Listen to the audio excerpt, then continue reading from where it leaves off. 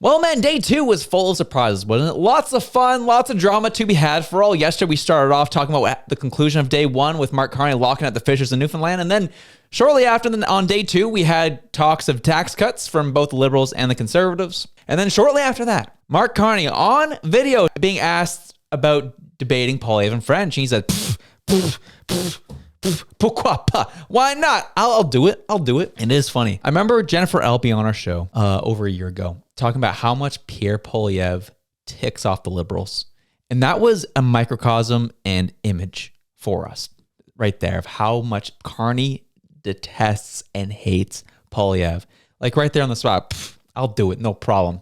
Then 2 hours later, message is sent out from his campaign team saying he's not going to be doing the French debate. So we'll be touching on that a little bit. But to start off our show, because that's been taking the headlines, there was actually another story yesterday that kind of got forgot about because of the nonsense that's happening with Carney in the French debate. I would say just as crazy as it was just exposing the hearts of this Liberal campaign, the hearts of these MPs, the hearts of the future cabinet of this Liberal Party. It was great. It's fun to see. The Bloc doing Bloc things, all right? So the Bloc pretty much accused the Liberals of being a bigger threat to Canada than Donald Trump, which only upsets the Liberals so much. Pearl clutching at the craziest. You say what? You say we're worse than Donald Trump? We've only spent the last 4 years saying how bad Donald Trump is, and now you're telling us that we're worse than him? How dare you? They went full on Greta Thunberg over here. How dare you? You can't say that. Here's the National Post article. It says, Liberals outraged after a Bloc candidate says they are worse than Trump. And Stephen Guilbeault furious about the suggestion that his party was a bigger threat to the country than the U.S. president. They were not happy. Not happy at all. Bloc Québécois MP Denis Trudel says he believes that U.S. President Donald Trump's threat of annexation and tariffs are less frightening than the Liberal Party of Canada. Oh, man. As for Quebec, quite sincerely, I am much more afraid of Liberals than of Trump, said Trudel in a social media post over the weekend that has since been erased. Trudel did not explain his fears, but he was repeatedly attacked Liberals for the way of the federal government has managed the housing crisis, the environment, the French language, and the Gaza conflict.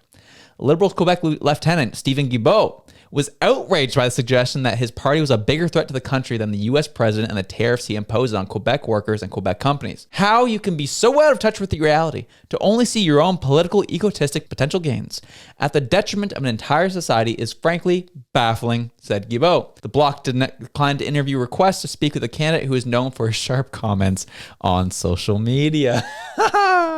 When I saw this, I was like, at least someone's saying it.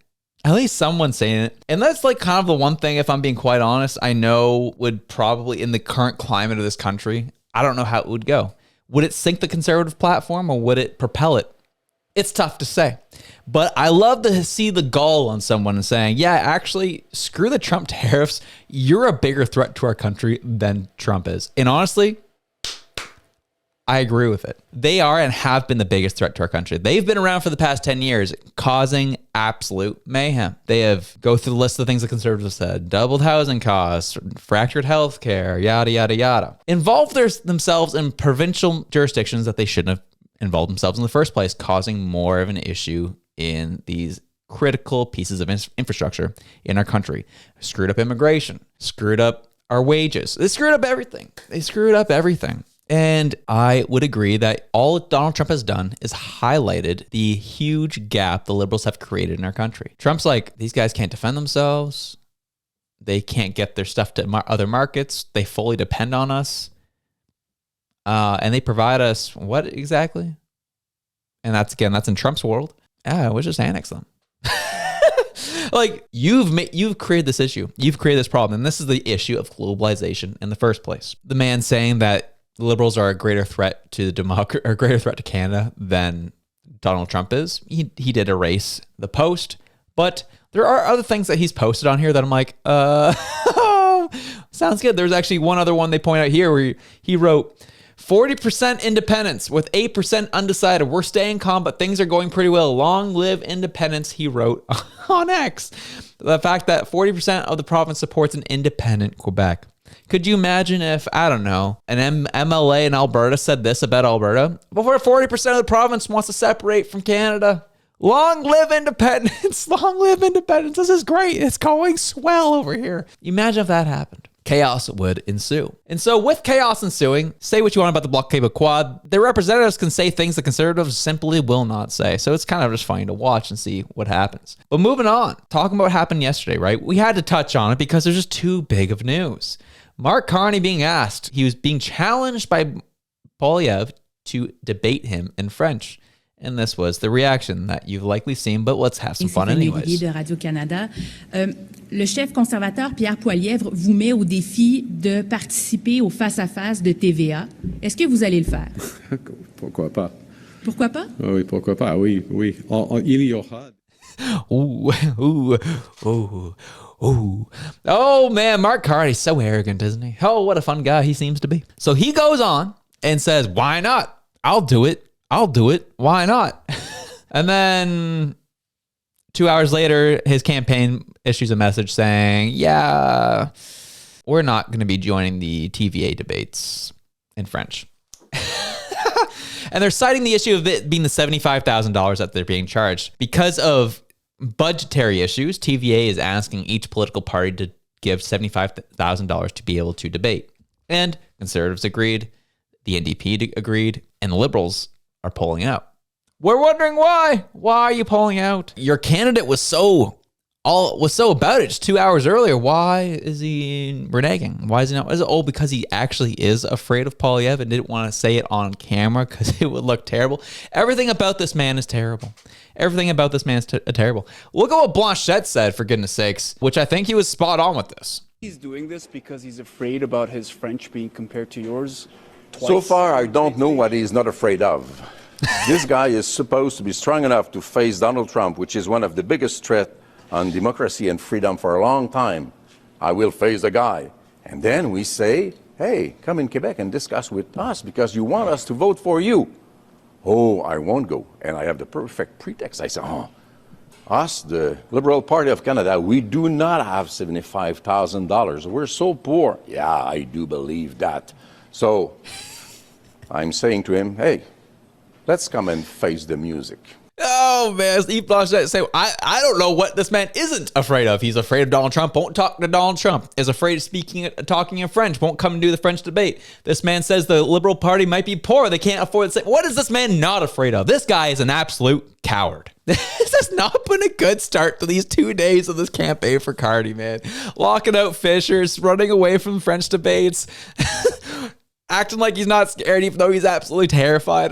This man's getting cooked right now. My friends, the momentum is all too real at the moment. And you should be encouraged and keep driving this forward. Keep liking and sharing our show, which I would really much appreciate. As I've talked about yesterday and yesterday morning's episode, where YouTube knows that we have a big blue wave coming. They know that the excitement around this party is growing by the day, and they're trying to make it look like, oh no, liberals are so great. They're so awesome. So it is really important that you continue to like, subscribe, and share content like this if you find it valuable. Only if you find it valuable. Don't do it because you feel like you have to. Do it because you find it valuable and you want others in your life to know about it. Please do. Go ahead and do it because that's the only way new people are going to hear about this message and hear about what is actually happening, because YouTube is not pushing our videos to new audiences, we have learned. And if they do, it's a very, very small percentage of people. So that is where things are at currently. But with that being the case, I'm seeing this blue wave happening, folks. I live, as I said multiple times, I live in a very, very, very liberal area. Very liberal area. And signs started going up on people's lawns yesterday. Taking my dog for a walk, just taking a gander. And on my 30-minute walk, I counted 11 conservative signs in people's front yards. Do you know how many I caught of liberal signs in people's front yards? 1. 11 to 1. Now, we'll give it a couple more days, see if more sprout out. But it was really telling for a very liberal area that has been liberal for a long time, now having more conservative signs out in the lawns than liberal, and in a very overwhelming fashion. The momentum is there, and we have to keep putting our foot on the gas pedal. For goodness sakes, don't listen to me, listen to Andrew Scheer. Get involved in your local conservative campaign. Like and share conservative content on social media. You heard it there. He said it. Just like and share our content. We'd really be helpful.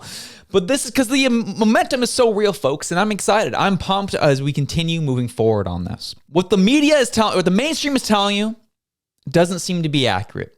But I honestly, quite frankly, don't care. I know there's a big thing happening and people are talking about what the polls are saying and there's some wonkiness and fishiness going on with it. And I'm going to look into it here and shortly and see what that's all about. People will say, you know what the polls are saying? I'm like, okay, what are the polls saying? And they say, well, the polls are saying, and I say, it doesn't matter what the polls say.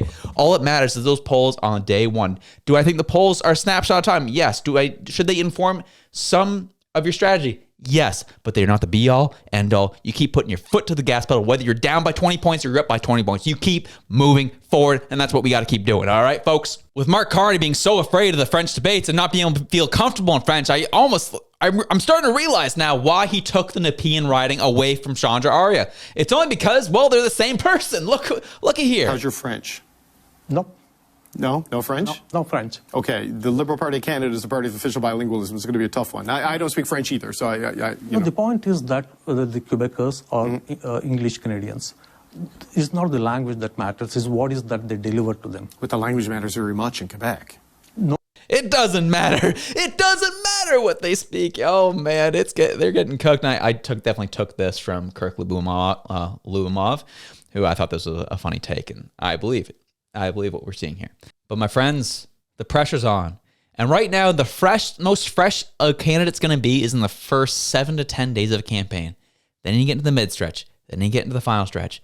And if Mark Carney's already stumbling at this point, what's he going to look like by the end of this? I'm genuinely curious. By the time you get to April 16, 17, the one's debate time, what's he going to look like? I can't really see it happening where the Liberals just skip it on the French debate. I mean, they might do it. They might be so arrogant to do it, but I'd be surprised. But I am feeling a little frustrated that the MSM is not really covering this the way it needs to.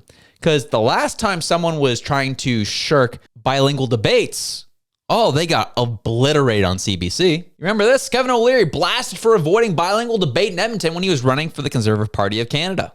He couldn't speak French, didn't want to speak French. Avoid the bilingual debates, and he got roasted for it. So is CBC going to bring the same energy to Mark Carney here? Is the MSM going to bring the same energy to Mark Carney? It's a question we all have. See what happens. But that was day 2. Let's see what day 3 has in store for us, folks. Have yourselves a good one. I'm out.